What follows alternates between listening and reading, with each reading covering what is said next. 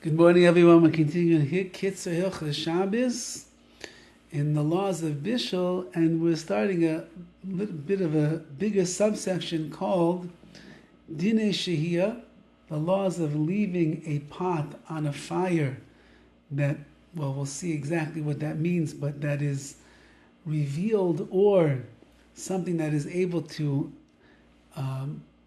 raise the flame. Chazara, taking a pot off the fire and returning it to the flame.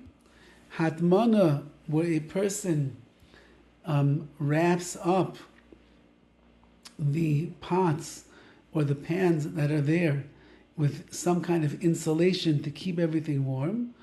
Or rechitza, and washing even one's body, b'Shabbos, on Shabbos. So he starts with shehiyah, which is leaving a pot of food that is not fully cooked on a fire that you could adjust the flames on. Makor Yisur, what is the source of this prohibition? Af shebishar Yisur Shabbos hitir la'aschem malacha lifnei Shabbos. Even though that by other cases on Shabbos, you're allowed to begin the malacha, the action, before Shabbos begins. Afilu im tigmar mi'atzma b'Shabbos, even if it's going to finish by itself on Shabbos. When it comes to cooking, however, Chazal were machmir, they were strict in this case. And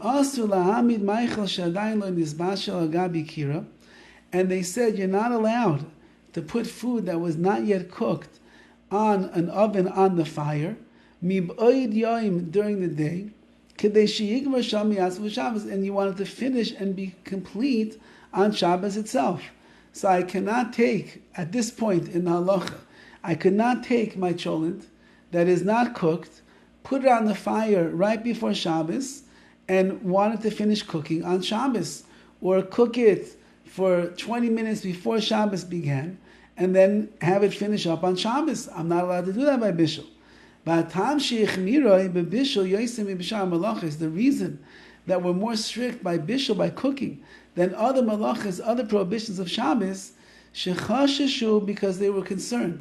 Shimatim zegam bishul, if we allowed such a thing in the case of Bishul, yavai lasais gam malacha asma Shabbos, if we allow you to leave the food, the pot on the stovetop before Shabbos begins, and it's going to finish cooking on Shabbos, then we're afraid that you'll end up doing the actual malacha of cooking on Shabbos itself. V'hainu, let's say that you realized on Friday night, at the time you're supposed to eat, or karavlo, or close to eating, whoops, the food didn't finish cooking yet.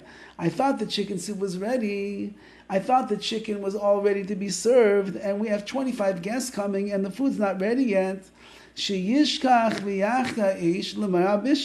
A person might forget, and they will stoke the fires, or they will turn up the gas, or they will take the oven that's on 350, turn it to 400, in order to make sure the food's going to cook for everyone that's coming over to eat their meal.